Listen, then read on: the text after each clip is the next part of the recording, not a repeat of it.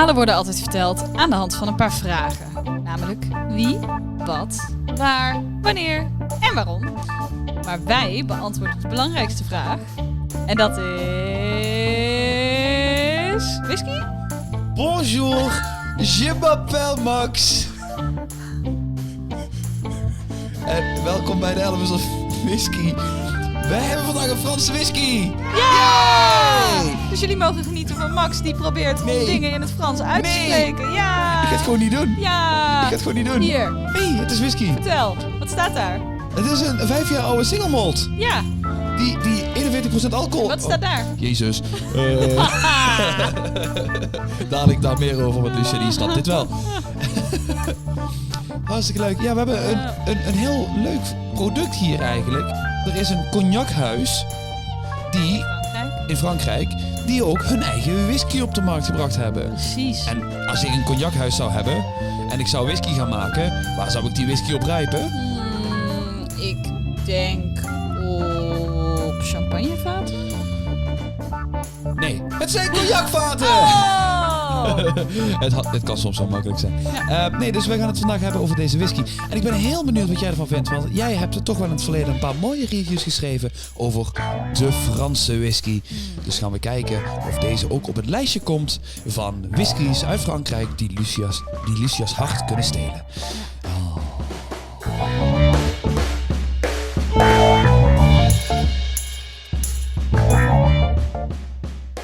Ik vind het een mooie fles. Ik vind het een hele mooie fles. Ja. Ik vind het een heel mooie fles. Ik vind het alleen jammer dat alles op Frans is. Goh, waarom zou dat nou zijn? Ja, ik weet niet. Lucia, wil jij me inschenken? Of aan jou de eer natuurlijk. Host, ik schenk de whisky in vandaag. Ja, je schenkt de whisky in. Hier komt het moment. Oh, maar wat een mooie. Ik zet maar even dichterbij. 1, 2. Kijk eens aan, kijk eens aan. Ja, dit is volgens mij de derde Franse whisky die jij de revue hebt laten passeren. Ja, dat denk ik wel. Derde of vierde. Uit mijn hoofd, ja. En ja, is toch volgens mij wel een stijl van whisky die jij wel altijd leuk vindt, toch? Wat meer, wat lichter, wat fruitiger. Ik vind Frankrijk als whiskyland gewoon heel leuk. En ja. Frankrijk weet natuurlijk zelf eigenlijk het beste waar de consument behoefte aan heeft. Ja. Dus dat proberen ze ook te creëren. Dus dat vind ik leuk. Vergeet nou alsjeblieft niet dat Frankrijk een enorm groot whisky-consumerend land is. En daar wordt heel veel liter whisky per jaar per kop weggezopen. Grootste importeur van scotch, hè? Ja, dus ja, ik ben daar wel heel benieuwd wat zij op eigen bodem gaan doen. Dus, ik ben benieuwd. Ik ook. Oeh. Ik had dit niet verwacht. Het is op een positieve manier, maar ik had het niet verwacht. Heel rijp fruit.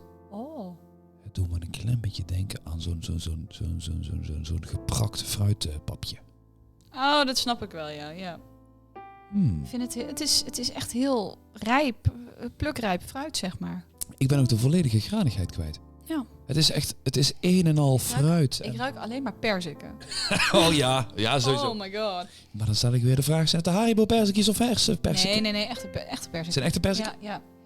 Het ruikt niet zo suikerzoet. Het is niet chemisch? Nee. Het ruikt wel echt. Mag ik zeggen dat dit tot op dit moment, hè, want de badge, wij proeven de badge, hè, zo met het publiek mee. Dus wij zijn ook op dit moment, ik weet wat er nog gaat komen en daar ben ik wel heel erg benieuwd naar.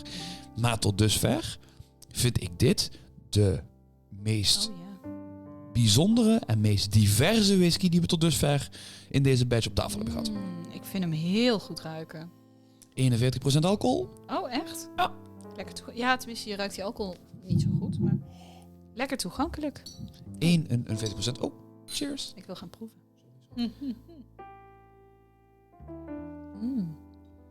Ja, ik ga Lucia even nadoen. Doe me maar een doosje. Ja. Nou, gelukkig heb jij zo meteen nog een interview met Hervé. Ja, daar dadelijk meer over. Maar... Ja, dus dan kun je dat even op je beste Frans vragen.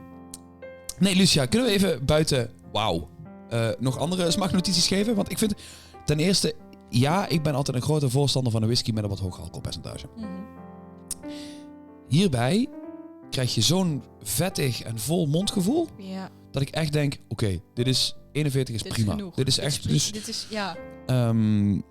Cognac toont zich voor mij meer inderdaad als zo'n zoete, fruitachtige toon. Daar komen er mooi in voor. Maar goed, dadelijk daar ook meer over. Maar er staat hieronder nog dat hij nog een finish heeft gehad. Mm-hmm. Misschien wil jij delen met de mensen welke finish deze heeft gehad. In een oud Pinot de Carent vat. Oh. Très vieux, zeer oud. Een très vieux, zeer oud. Ja. Ik ga daar ook vragen over stellen, want ik denk dat daar onze pruimen, abrikoos en perzik smaak vandaan komen. Als jij een liefhebber bent van fruit, dan is dit zo aan jou besteed. Ja, dit is echt heel lekker. Inderdaad, wat je zegt, die pruimen, die perziken, de abrikozen. Ik weet hoezeer je het haat als mensen dit zeggen, maar ik proef toch ook wat peer. Ja. Druiven. Maar het is ook alle smaken, zou ik haast zeggen, daar kun je nog één woord achter zetten en dat is confituur. Ja. Het is een abrikozen confituur. Het is een druiven confituur. Het is echt dat... Maar niet als in, oké, ik kan ze nu plukken, dus ik ga er een confituur van maken. Maar meer van, oké, ze zijn zo rijp dat het eigenlijk gewoon bijna van de bomen afvalt. Ja. Als we dit over een paar dagen moeten gaan verkopen ergens, dan is het eigenlijk te rijp. Weet je wat? We maken er confituur van. Ja, maar, het is echt rijp. Maar het is ook niet, ik zeg het ook niet op een negatieve manier, maar ik bedoel meer als maar echt op een goede manier. Een hele een gecondenseerde vorm van die fruiten. Ja. Heel erg interessant. Als jij een liefhebber bent van een typische Islay Peated Scotch Single Malt, is hem niet voor jou. Althans, probeer het dus. Probeer het eens. Maar dit is echt meer als jij een liefhebber bent van een echt zo'n mooie Space Side, sherry bommetjes en zulke dingetjes. Ik denk dat dit dan een heel leuke uitslag is. Weet je wat hier ook wel een beetje in zit, Max? Vertel. Een likseltje honing. Een klein likseltje honing. Jazeker. Zoals Kleine Poelbeer het zou zeggen, inderdaad. Precies. Honing, maar dan wel echt die hele... die honinggraad. Ja, precies. Oh. Ja. Ik vind dit echt heel lekker. Ja. Nu moet ik zeggen, wij kunnen 2 dingen doen. We kunnen gaan zeggen, wij gaan hier een half uur tegen elkaar aanlullen over... hoe vreselijk lekker deze whisky is. Dat, maar ook hoe deze whisky tot stand gekomen is enzovoorts. Of zoals dat doen we al zo vaak. Maar zo vaak. Of we kunnen, zoals je al aangegeven hebt, gewoon eens eventjes opbellen naar de cognacstreek, naar Hervé. En Hervé is de 4e generatie eigenaar van dit maison.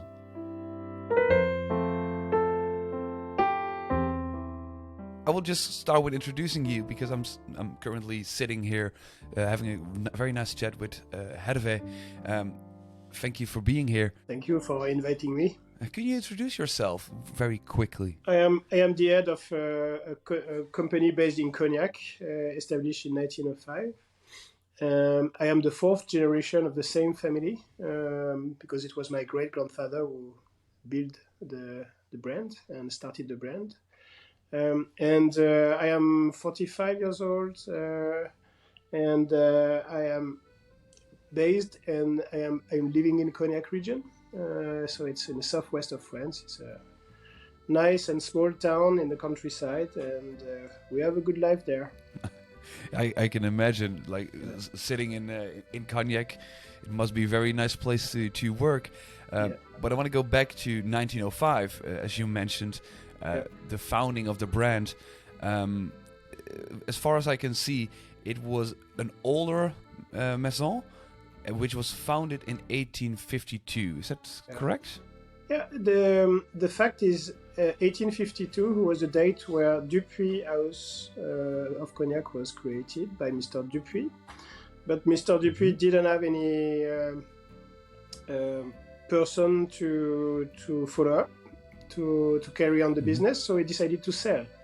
And then my great-grandfather, who was already there in Cognac as he was acting as an export manager for different Cognac companies, he took this opportunity to start his own business. So he kept on the Dupuis name, but he created, besides, Bache Gabrielsen Cognac brand.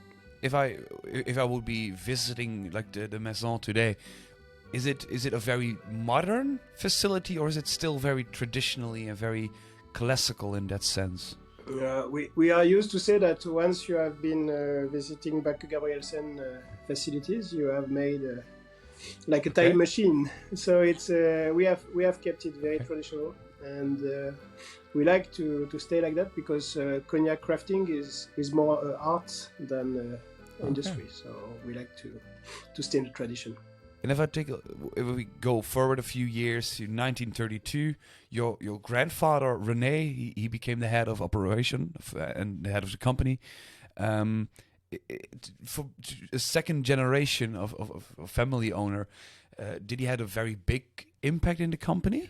I think the times were tough. At the time, there was a crisis in the 30s, due to the 29th crisis in the US.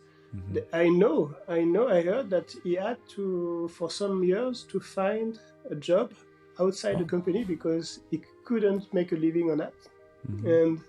But the good thing is that he made the cognac company still alive during this period and could be able to give the helm to the third generation. So I think it was a performance in the way that the economic times were very tough at the time.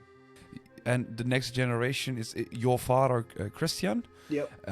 It was in 1968 that he became the head of the company. But I saw that your grandfather had a degree in business, and your father had also a degree in science. How did this change things up within the company? This new owner with a science background compared to a business background? I think tradition has been dominating, so not a big change or so. But of course, my father is more a pragmatic guy compared to.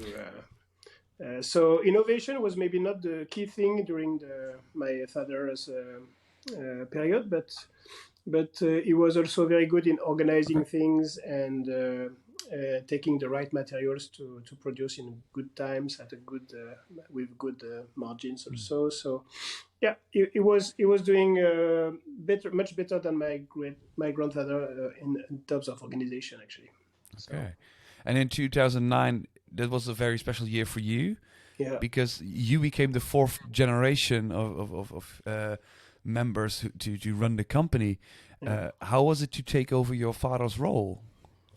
It's first a pride. It's a huge pride because you continue the story, and then second thing, you need to create your own story inside the family story. So I would say there's two challenges to continue the story of the family, but also to make your own thing and to make sure that you create your own pathway into the family tradition. So, and to be honest, it's what we like. We have two legs in the company. One is traditional, crafting the same way we craft cognac since ages, and also creating and pushing the boundaries of what is cognac or spirits.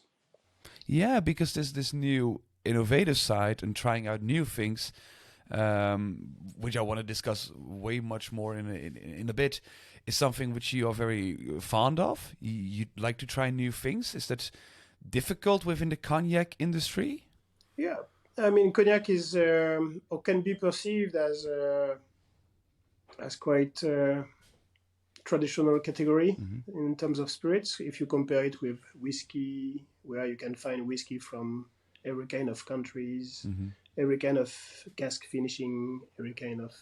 So I would say that whiskey, gin, rum can be attractive in the way that you have the feeling that you have never finished to go into the category, never finished to explore. But actually, in cognac, you can have the same, but you need to dig a little bit more. So I would say that our philosophy, or maybe the mission of our company, would be to make sure that some customers, some people who are interested in what we do, when we craft, are exploring also into the cognac category. Just really interested, because like the cognac industry, it was flourishing way before the whiskey industry was very big and booming. for you as a fourth generation of owner in a cognac company, coming up with new ideas must be very hard. But you created something which I have here, like the American oak. Yep. How do you get the inspiration to do these new things? Well, it's starting from a white sheet of paper, and sometimes also it's just open discussion with our partners, distillers, corporate, business contacts, customers, and the more you discuss with them, the more ideas can pop up from our minds. And for American oak, we started to explore that already 12 years ago, and it was launched a few years later, and then still it is perceived as a unique innovation in the cognac category. So it means that between the time when you have the idea and the time your cognac or your spirit is a success on the market, it can take a lot of time. If I take a look on the website, I can see that in 2015 you expanded the maison. Business must be growing, like there must be more demand for cognac now, so that you guys can expand. Yeah. Do you feel like cognac is getting more popular? Yeah, it is actually. Global sales of cognac are increasing. It has been stabilizing the last months, but it has been doubling the sales since the last 20 years. So, and the plan of the big guys, because maybe you don't know, but I'm sure you know. Actually, the cognac is controlled by big corporations, and they are making 90%, 95% of the global market share. Yeah. And those companies, they have big plans for cognac. So for sure, it will be still some sales increasing. But inside the category, some cognac houses are going up, some other are going down, depending on what they do, depending on the market they are. And our strength has been actually to be very good in the Norwegian and Scandinavian market due to our heritage, because my great-grandfather was Norwegian. Yeah. But we have been also able to expand the sales outside Scandinavian countries. So we have been into the Baltics, we have been into Russia, we have been to Eastern Europe, China, US, Canada, blah blah blah. And then today we are in 37 countries, different countries, and also since a few months we are in the Netherlands, actually. And there's this one story which I found that once you expanded the maison in 2015, you also needed to build a new cellar. Yep. And that there was one bottle of Grand Champagne Cognac, which was sealed, like from 1905, which is sealed within the stone walls of the cellar. Yeah. Is this that's true? It's a true story. Okay. But I won't mention where. Okay, fair enough. Yeah. No, but that was also because in 2015 was the 110 years anniversary of the brand, and we had a big celebration in Cognac with most of our Bache Gabrielsen friends, because we have some Bache Gabrielsen fan clubs in Norway and Sweden and some other countries, and we invited them and for the opening of the new cellars we just put this bottle into the wall. That was fun. Really amazing. And you mentioned these friends, something which you offered these friends imaginable in 2018 was like to buy their own private cask of cognac. Yes. Was this the first time ever that you as a consumer could buy a cask of cognac? Yeah. Was this the first time ever? I would say that again it's an idea. We had some demand we had some requests from some customers, private customers, to buy a cognac cask, but cognac cask is approximately 350 liters, and so it's quite much liquid for one single person, even for two. And we had the idea to decrease the size of the cognac cask to make it affordable and approachable for a lot of people. So we are offering a 28 liters cask and different aging solutions. And pricing of that is now making many people interested. And those people interested are part also of the Bache Gabrielsen community. So it's a good way for people to understand how much time it takes to age good spirits, and also they can live special occasions, special experiences like filling your own cask, bottling your own cognac, writing on your own label, and at the end of the day you have a few tens of bottles with your name on it. It's kind of fun. Really interesting, really nice. I want to dive into the spirits more deeply with you. Yeah. You are a cognac maison, but you also experiment with different spirits. One of the spirits is aquavit, which is more of a Norway type spirit you mentioned. But what is aquavit? Because here in the Netherlands, I barely see it anywhere. It's not very famous outside Scandinavian countries. That's true. Okay. But I would describe an aquavit like a Nordic gin. Okay. So gin is made from Geneva, but aquavit is made from two botanicals, which are mostly grown in Scandinavian countries. That's the reason. And those botanical is dill. Dill is we say annette in French, and this dill is the compulsory mandatory botanicals in the aquavit. Ah, okay. Yeah. And next, beside this aquavit, you also start experimenting with the whiskies. Yes. I got one bottle here. Yeah, I have the same here. The 5-year-old. Yep. Before we dive into what it is and how it's aged and finished and stuff like that, but where did the idea start? When did you decide, like, okay, now it's the right time to make a whiskey? Yeah, we started actually with another whiskey before this one, which was not a French whiskey. It was a whiskey very neutral that we bought from a merchant, but we started the aging in American oak cognac cask. So the idea was to combine the whiskey spirits just an age with aging in American oak cask, which has been containing some cognac. So to see the impact of cognac aging on the whiskey, and that was good, but we were still learning, and we are still learning. We are very humble when it comes to whiskey. We try to move step by step in this new world. And our second step is this French whiskey, as you said.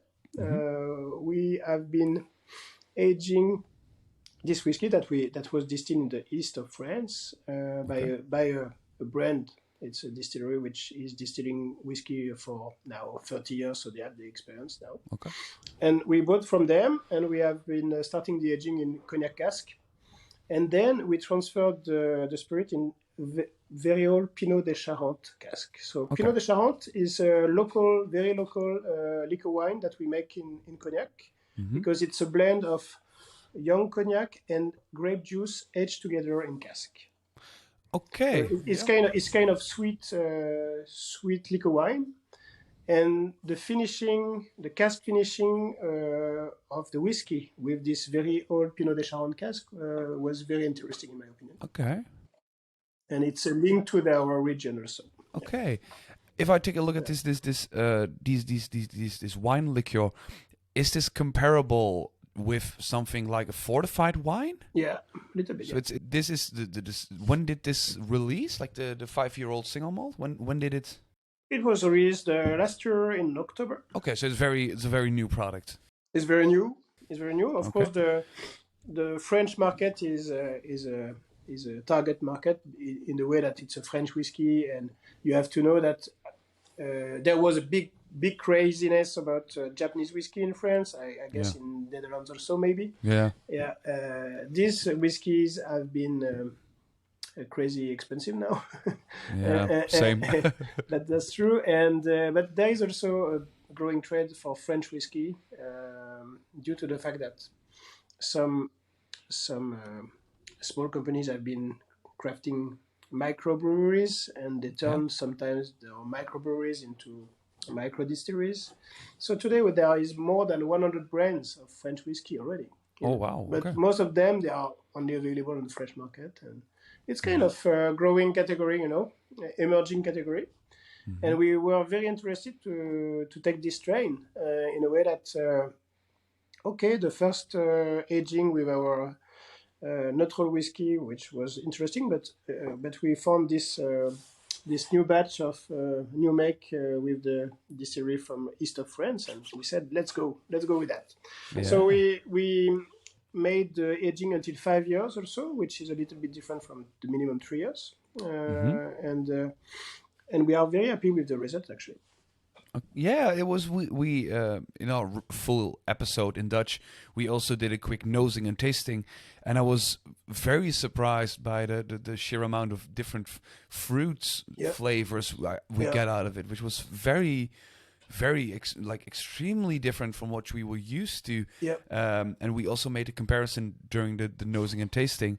That we actually felt like the cognac, like the American oak cognac itself, has more this spicy notes, which we typically associate with whiskey, and that the whiskey itself has more these fruity notes, which it's almost like it's twisted around, which was very interesting.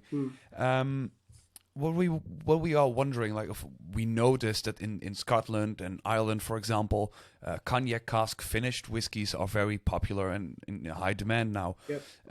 But it's very difficult to get like a steady stream of cognac casks. I can imagine that it's for you guys. It's way easier to get your hands on some good cognac casks. We have some connections. Yes. But do you always use cognac cask for aging whiskey? Is that what you guys focusing on? No, we don't know what will be the future, and for sure we will make new batch of this French whiskey.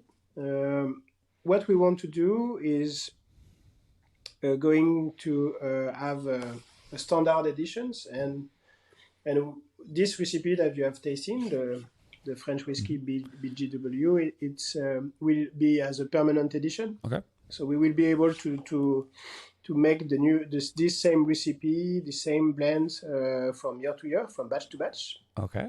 But in addition to that, we will work on different explorations. So in more limited editions, I guess, but we will work on different aging process.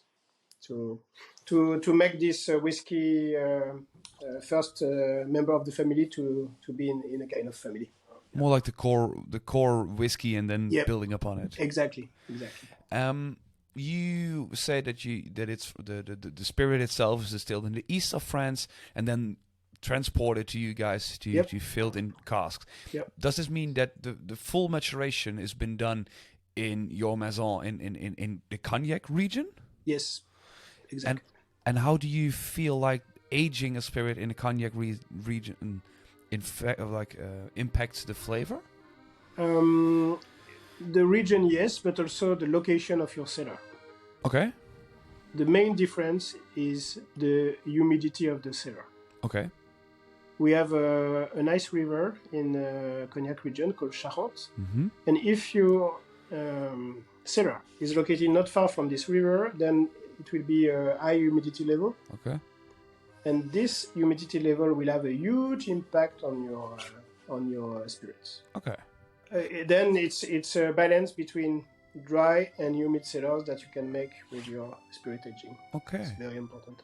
And the more humid the cellar is, does it age quicker, or does it give off more of one type notes, or? Yeah, it's mostly about smoothness. Okay. And you prefer like a more humid cellar? Yeah, our master blender is extremely good at making smooth spirits. Yes. Okay. So that's why I think you mentioned it already.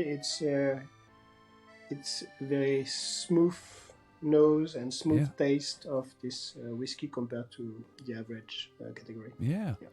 Definitely. We talked about like what's inside of the bottle now for a bit, but I also want to talk very briefly about the bottle itself because it has it looks very beautiful.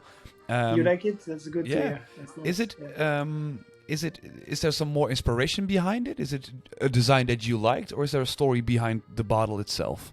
No, we wanted something which doesn't look like our cognac range, because as we are using the same brand name, we didn't want any confusion. So we wanted a very sensual bottle. Yeah, we wanted to break the look compared to the cognac range. So that's the reason. And also we like the blue color of this dark blue, light blue and dark blue. It's a good combination of.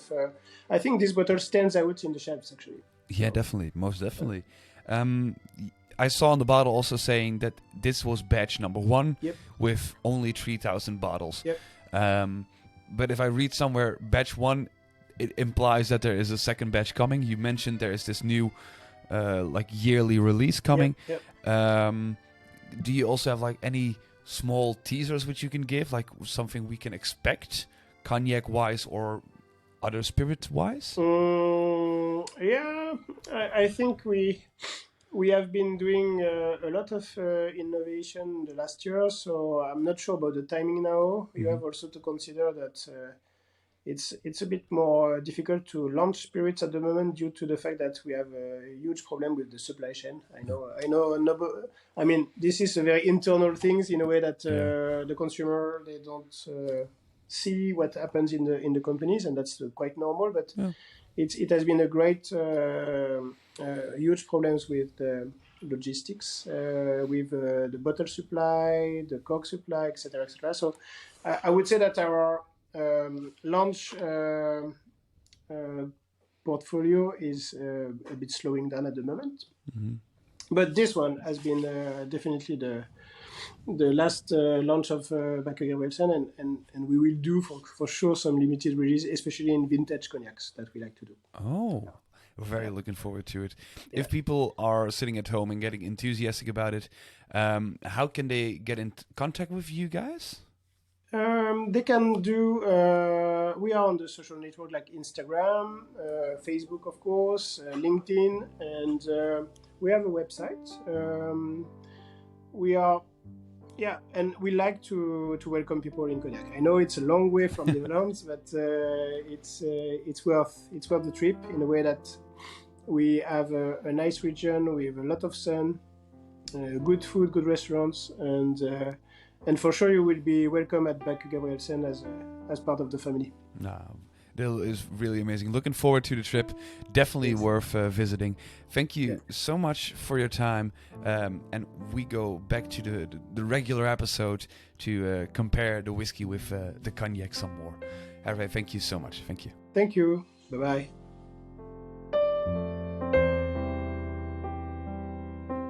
Welkom terug, Lucia. Dank je. Zo, nou, nu weten we alle ins en outs. Ik ben, het is in het interview naar voren gekomen en hij staat hier ook op tafel. De American Oak Cognac. Ik ben benieuwd. Hoezo, je bent benieuwd? Fles is dicht. Ja, maar Max. Wat is? Je weet toch waar flessen voor zijn? Ja, om die op moeten open. Nee, die zijn om op de kast te zetten, om naar te kijken. Oh, om in te investeren en altijd te laten staan, zodat ze ooit heel veel geld waard zijn misschien. Kijk, that's the spirit. En met spirit bedoel ik cognac. Nee, ik ben oprecht wel benieuwd. Want dit is dus de eerste cognac die op Amerikaanse eikenhouten vaten wordt gerijpt. Of heeft gerijpt. De eerste plop van de fles.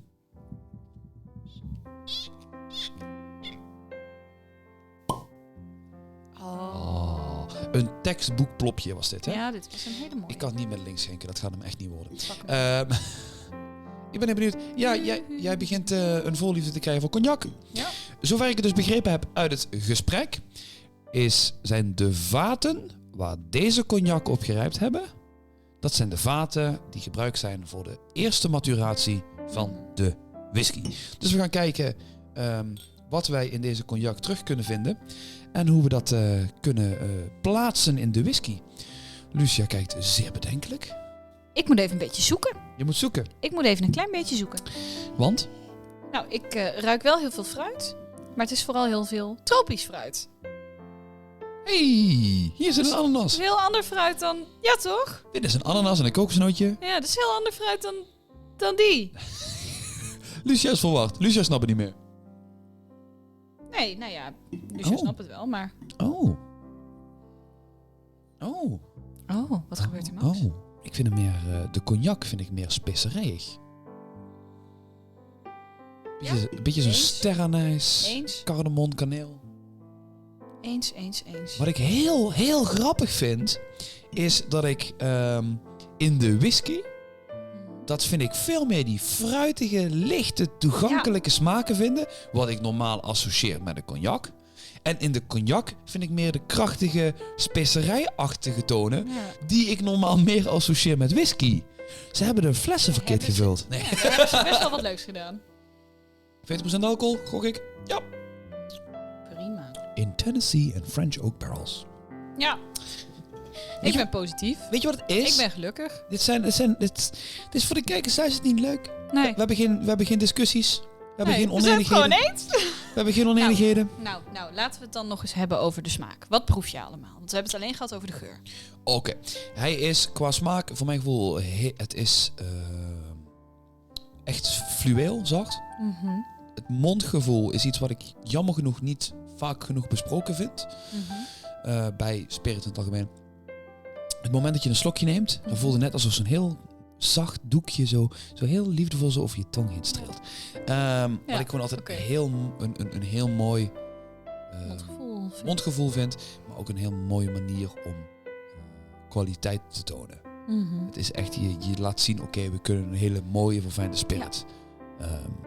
Ja, precies. Je hebt spirits en die lopen met spijkers over je tong heen, zeg maar. Ja. Met spijkerschoenen. Ja.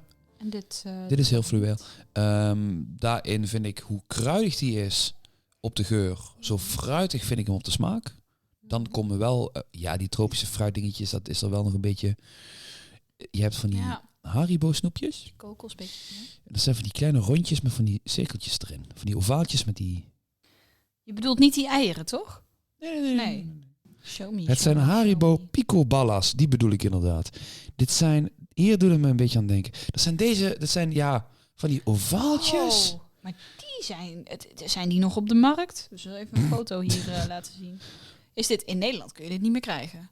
Volgens mij in Duitsland wel nog. Ongetwijfeld, want Haribo macht kindervrouw. Nee, maar het doet me een beetje. Het heeft wel een beetje die picoballa-achtige tropische fruitsmaak. Zoete tropische fruitsmaakjes. Het doet me daar qua smaak heel erg aan denken. Het grappige vind ik, dat cognac associeer ik toch vaak met de winter. Hè? Met voor het haardvuur, lekker, comfy. En dat had ik bij deze whisky, had ik dat ook wel. Dat ik dacht, oké, dit is voor vandaag. Hè. Het is grijs buiten. Is dit best wel een goede pick. En dan proef ik die cognac en dan denk ik, dit is gewoon een zomerdrankje.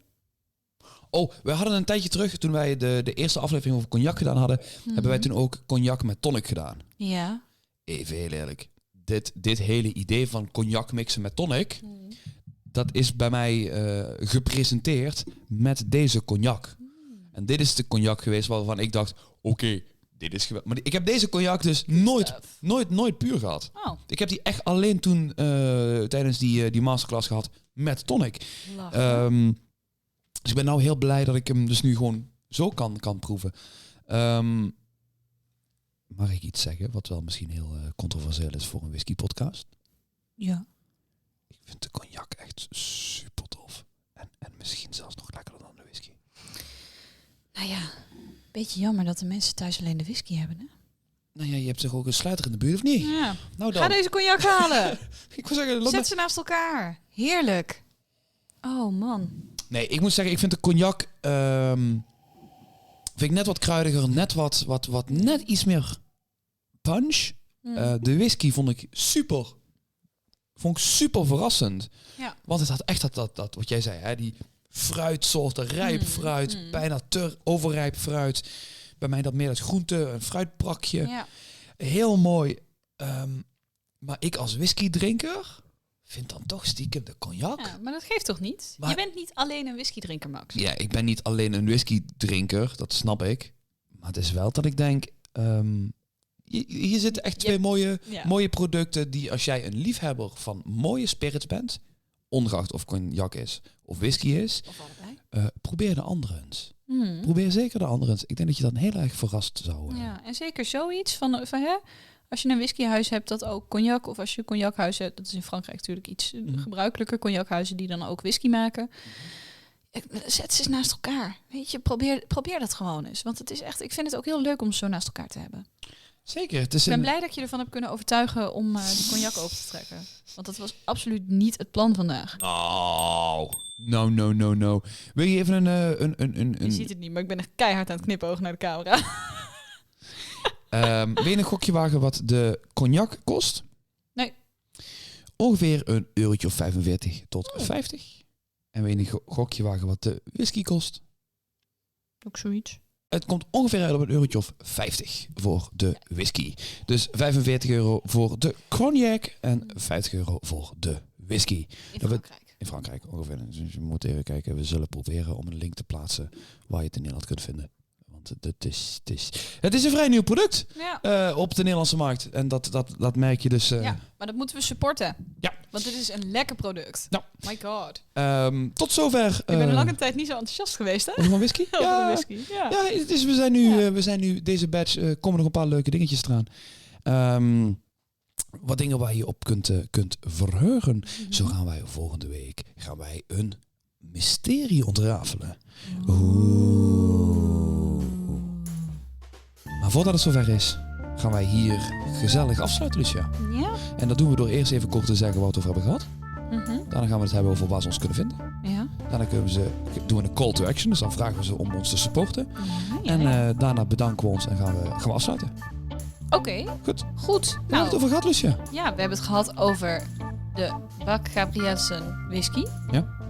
En de cognac. Kijk. Want eigenlijk is het een cognachuis die dus ook een whisky hebben gemaakt. We hebben een interview gehad met Hervé. Ja, heel leuk was dat. Wat kwam er toen ook alweer, Max? Nou ja, toen kwam dus waar ze ons kunnen vinden. Oh ja, nou, jullie kunnen ons vinden op social media. @elementsofwhisky en @elementsoflucia op Instagram. Yes. Max is ook op Facebook. En onze website natuurlijk, www.elementsofwhisky.nl. Juist, en wil je met ons meeproeven? Dan kun je dus het podcastabonnement afsluiten. Ja, dit is de call to action. En dit is de call to action. Ja. Dan kun je dus naar elementsofwhisky.nl/podcast gaan. Ja. En dan kun je aanmelden. Dan kun je met ons meeproeven. En dan had jij deze hele mooie whisky uit Frankrijk niet hoeven te missen.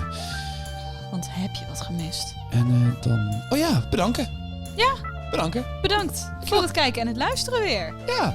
Wij hebben ons uitstekend vermaakt. We hopen jullie ook. Jazeker. En dan zien we jullie graag volgende week weer terug. Voor weer een splinternieuwe aflevering. Een mysterie.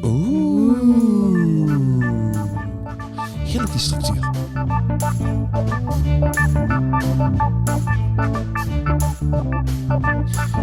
Oh ja, en je moet dadelijk zo heel vrolijk zo dag nog een keer. Dat vergeten we en soms. dan ook met een leuk klinkgeluidje van de glazen. Ja, is goed. Ja. En dan mag ik nog een bij de hand opmerking over de smaak van de whisky, oké? Oké, dat is goed.